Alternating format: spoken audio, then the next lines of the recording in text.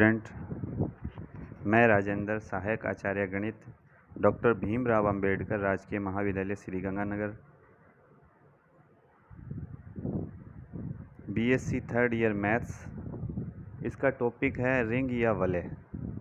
इसका part first है और यूनिट आपकी फर्स्ट है। तो इससे पहले जो आपको लीनियर अलजेब्रा का पार्ट फर्स्ट करवाया गया था वह यूनिट फोर्थ का था और सेकंड बुक थी। तो अब हम क्या करेंगे, सबसे पहले जो फर्स्ट बुक है रिंग थ्योरी, उसका भाग 1 रिंग, इसके बारे में पढ़ेंगे। और लीनियर अलजेब्रा की बुक है वो वापस इसके ख़त्म होने के बाद आपको पुनः करवाई जाएगी।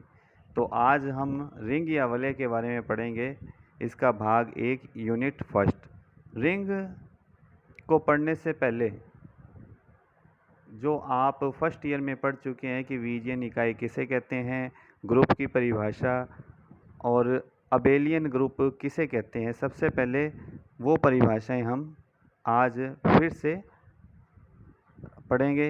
सबसे पहले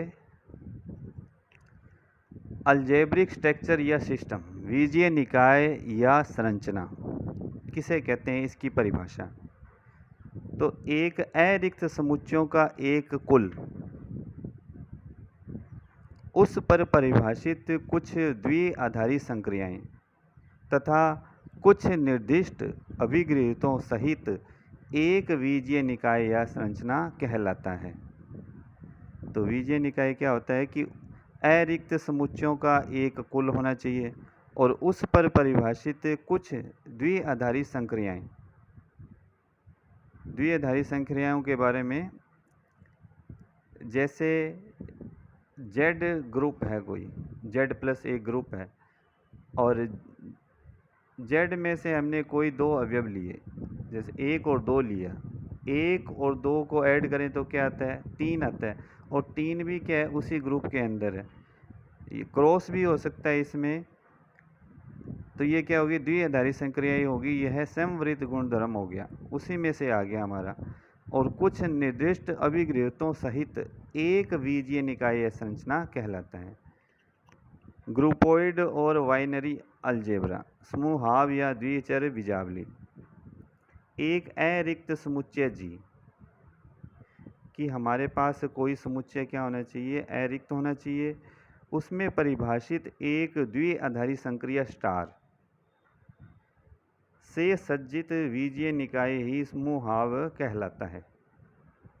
कहने का मतलब एक अरिक्त समुच्चय और एक द्विआधारी संक्रिया, ये दो से जो सज्जित वीजीय निकाय होता है वो क्या कहलाता है, समूहाव।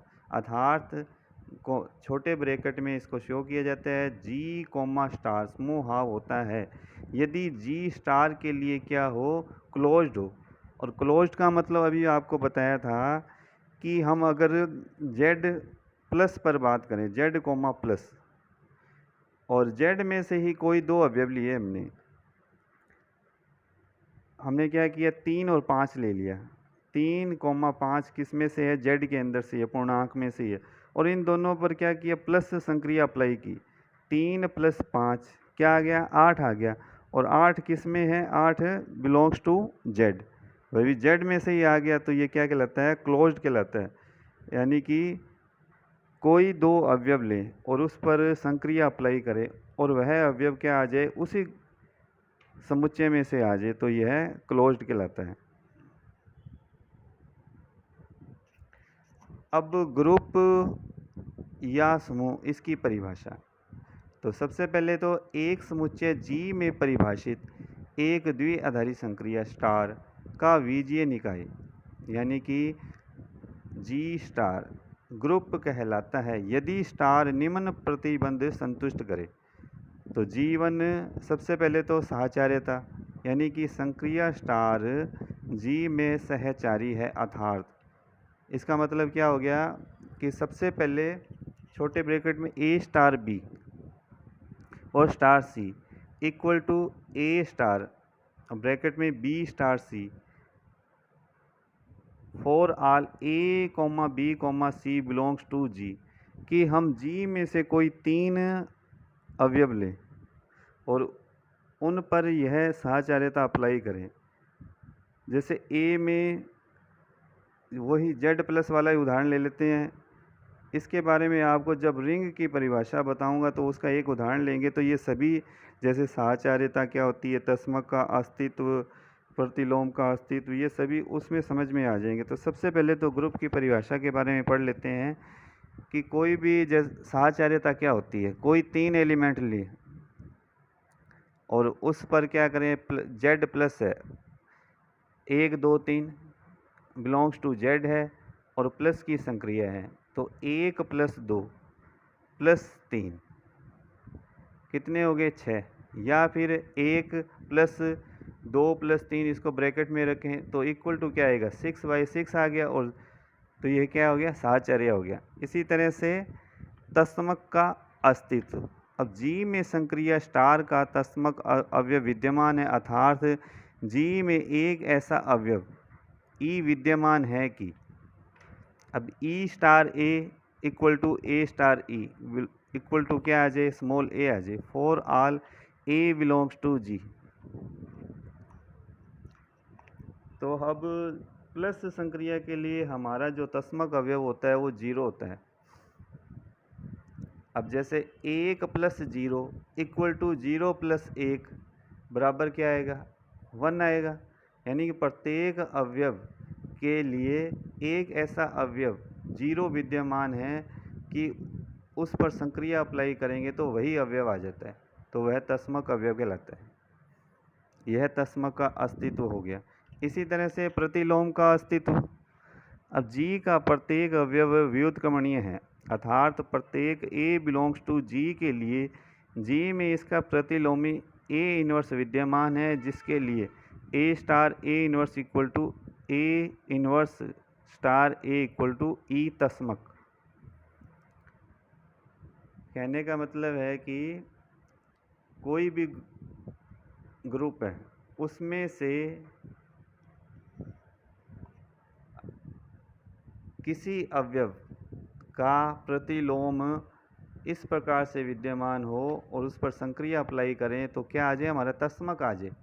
अब उदाहरण के लिए जेड प्लस है, उसमें से हमने क्या किया, 1 और -1, किस में से, ये जेड में से या पूर्णांक में से, या 1 और -1 बिलोंग्स टू जेड।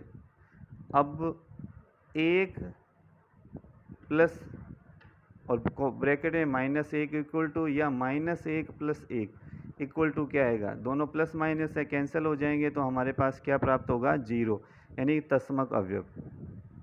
तो यह तस्मक का अस्तित्व हो गया।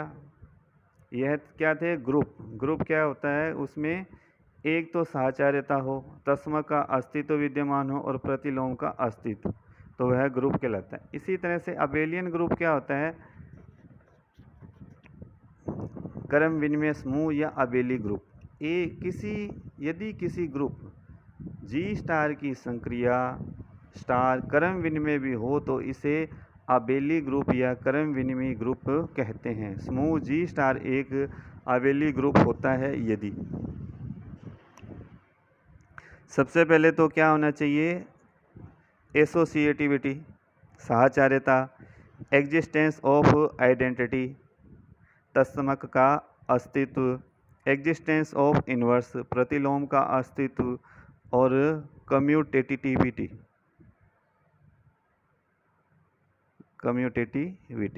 यानी कि क्रम विनिमयता।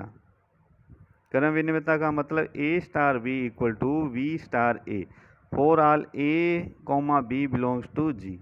अगर जी में से कोई दो अवयव लें और उन पर संक्रिया अप्लाई करें, जैसे ए स्टार बी, तो बराबर में क्या आ जाए, बी स्टार ए। उदाहरण के लिए जेड प्लस ही लेते हैं। जेड प्लस कोई ग्रुप है, उसमें से दो अवयव लिए हमने, क्या लिए, 3 और 7, तो 3 प्लस 7 बराबर 10 और 7 प्लस 3 बराबर 10। क्रम विनिमय चेंज करके भी देख ले तो आंसर क्या आता है, वही आता है, तो यह क्रम विनिमय हुआ। ये तो था कि ग्रुप के बारे में थोड़ा सा बताया गया है। अब रिंग के बारे में पढ़ेंगे। तो रिंग में यह सभी अप्लाई होगा कि सबसे पहले तो अबेली ग्रुप। अब रिंग वलय, इसकी परिभाषा, एक अरिक्त समुच्चय R में परिभाषित दो द्विआधारी संक्रियाओं। अरिक्त समुच्चय का मतलब है कि समुच्चय हमें लेना है रिक्त नहीं होना चाहिए। तो एक अरिक्त समुच्चय R में परिभाषित दो द्विआधारी संक्रियाओं प्लस योग एवं गुणा या गुणन स्टार या क्रॉस या डॉट से युक्त बीजीय निकाय ब्रैकेट में R प्लस क्रॉस एक रिंग या वलय कहलाती है। क्या हो गया कि एक अरिक्त समुच्चय हो गया और दो द्विआधारी संक्रियाएं होगी। तो स्मॉल ब्रैकेट में R प्लस क्रॉस एक रिंग या वलय कहलाती है यदि। तो सबसे पहले तो R1 क्या होना चाहिए? R प्लस एक अबेली ग्रुप होना चाहिए या अबेलियन ग्रुप है। R प्लस क्या है? एक अबेलियन ग्रुप है।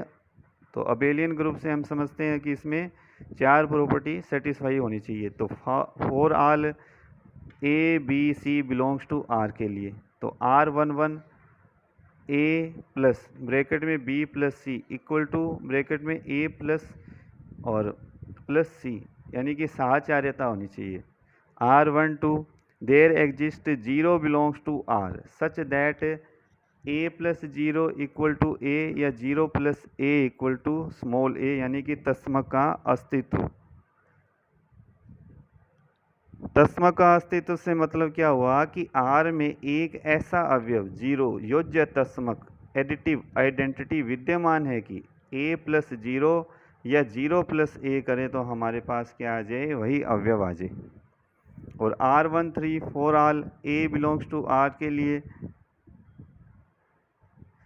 तो R के प्रत्येक अवयव स्मॉल a के लिए R में एक ऐसा अवयव -a योज्य प्रतिलोम एडिटिव इनवर्स विद्यमान है कि A प्लस ब्रैकेट में -a equal to -a plus a equal to 0 यानी कि तस्मक अवयव आ जाए, प्रतिलोम का अस्तित्व होता है।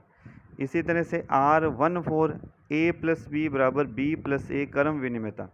तो सबसे पहले तो रिंग के अंदर क्या होना चाहिए कि R1 जो है R1 मतलब कि R प्लस के साथ एक आबेली ग्रुप है और आबेली ग्रुप का मतलब क्या है? इसमें चार प्रॉपर्टी सेटिस्फाई होनी चाहिए: साहचर्यता, तस्मक का अस्तित्व, प्रतिलोम का अस्तित्व और क्रम विनिमयता।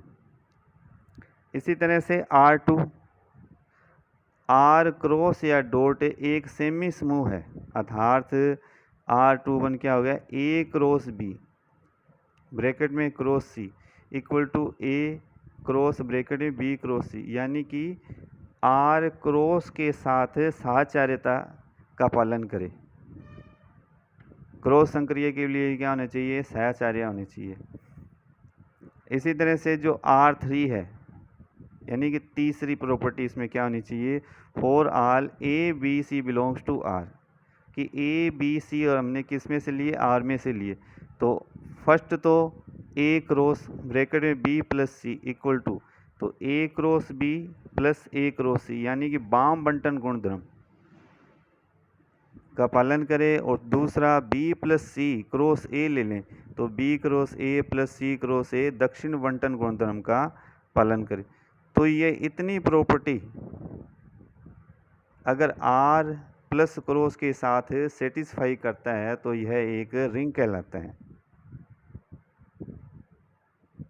रिंग कहलाएगा। इसी को अच्छे से समझने के लिए क्या करते हैं? एक उदाहरण लेते हैं। उदाहरण के लिए हमने क्या किया कि ब्रैकेट में Z प्लस क्रॉस एक वलय है, इसको हम चेक करेंगे। तो सबसे पहले तो क्या होना चाहिए कि जो Z1 प्रॉपर्टी है कि Z प्लस के साथ एक अबेलियन ग्रुप होना चाहिए। तो Z इक्वल टू क्या होता है? पूर्णांक होते हैं डैश डैश -3 -2 -1 0 1 2 3 डैश डैश। अब सबसे पहले तो हमने क्या किया? 1 2 और 3 बिलोंग्स टू Z में से ले लिए, तीन अवयव हमने Z में से लिए। तो सबसे पहले तो साहचर्यता Z11 जो प्रॉपर्टी है साहचर्यता चेक करेंगे कि 1 + 2 + 3 इक्वल टू 1 को बाहर किया प्लस 2 + 3 ब्रैकेट में, तो इसका आंसर क्या आएगा? 6/6 और वो किस दोनों तरफ लेफ्ट और राइट का आंसर क्या है 6, और वो किस में से है, जेड में से है, तो यह साहचर्यता का पालन करता है, सहचारी है। दूसरा Z12 यानी कि योज्य तस्मक। योज्य तस्मक इसमें विद्यमान है, 0 है इसमें।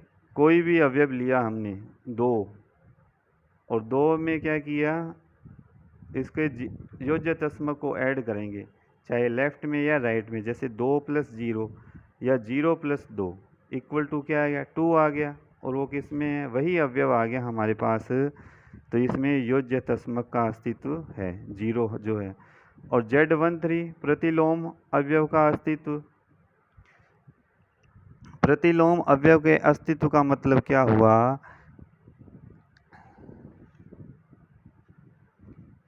कि Z के प्रत्येक अवयव के लिए, Z में एक ऐसा अवयव, कि Z के प्रत्येक अवयव, कोई भी अवयव हो सकता है, और Z में एक ऐसा अवयव कि -a योज्य प्रतिलोम कहलाता है। जैसे हमने क्या किया, 2 Z में से है, और -2 भी क्या है, वो भी Z में है, और दोनों पर प्लस संक्रिया अप्लाई की, और क्या आना चाहिए हमारे पास, योज्य तस्मक यानी 0 आना चाहिए। तो 2 + -2 = -2 + 2 क्या आ गया, 0 आ गया। यानी कि Z के अंदर प्रत्येक अवयव का योज्य प्रतिलोम भी विद्यमान है। अब Z14 क्या है, क्रम विनिमय है। तो क्रम विनिमय का मतलब कि इनके क्रम को चेंज करें प्लस संक्रिया के लिए, तो आंसर वही आना चाहिए। तो -1 और 1 क्या है, Z में से लिया हमने, -1 + 1 = 1 - 1, तो 0 = 0। क्रम चेंज करने पर भी आंसर पर कोई प्रभाव नहीं पड़ा, यानी कि क्रम विनिमय है।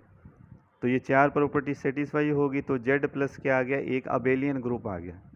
तो पहले तो हम रिंग में यही चेक करते हैं। दूसरा क्या चेक करते हैं कि Z क्रॉस गुणा के लिए सेमी समूह है।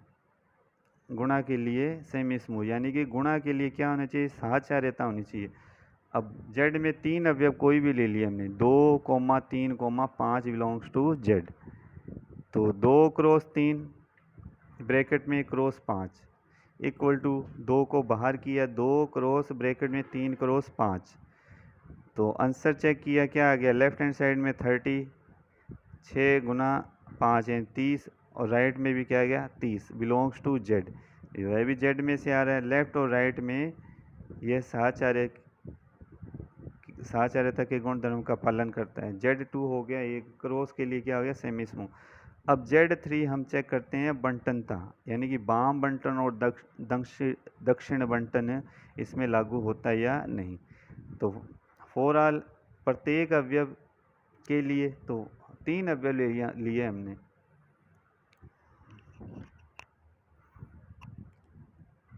तीन अवयव कौन से ले लिए, 1, 2, 3 बिलोंग्स टू Z। तो सबसे पहले बंटन, वाम बंटन चेक करते हैं। 1 क्रॉस 2 + 3, तो सबसे पहले 1 क्रॉस 2 प्लस 1 क्रॉस 3, तो 1 क्रॉस 2 कितना हो गया 2, और प्लस 1 क्रॉस 3 कितना हो गया 3, यानी कि 5 आ गया। ये वाम बंटन हो गया।